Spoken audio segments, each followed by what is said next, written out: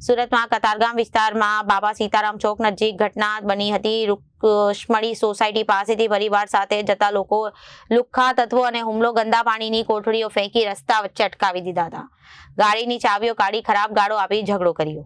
સુરતના કતારગામ વિસ્તારમાં બાબા સીતારામ ચોક નજીકની ઘટના બની હતી। રૂક્ષ્મણી સોસાયટી પાસેથી પરિવાર સાથે જતા લોકો પર લુખ્ખા તત્વોનો હુમલો થયો હતો। ગંદા પાણીની કોથળીઓ ફેંકી રસ્તા વચ્ચે અટકાવી દીધા હતા અને ગાડીની ચાવીને કાઢી ખરાબ ગાળો આપી ઝઘડો કર્યો।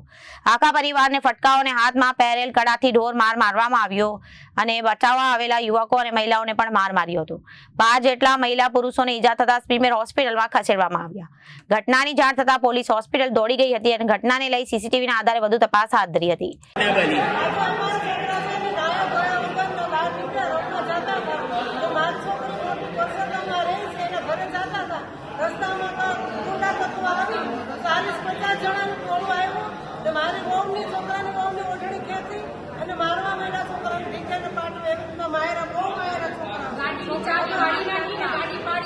છોકરાને કોઈ વસ્તુની ધ્યાન ન દેવાથી એટલો બધો માર્યો। 10 વર્ષના છોકરાને હાથ પકડીને ઘા કરી દેવામાં આવ્યો। એ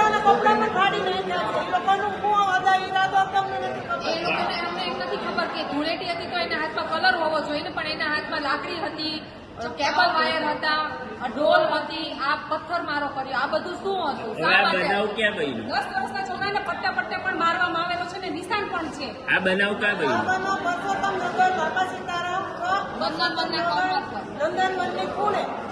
સામે કોણ હતા?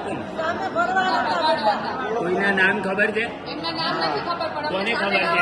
ચહેરા બધા અમે ઓળખી જશું। એમાં 2-3 ના નામ છે ખબર, ભાવો હતો, કાનો હતો, ગૌતમ ભગવાન હતો, આટલા 3 નામ આપે છે। Reporter Arvind Rathod, Janadesh news, Surat.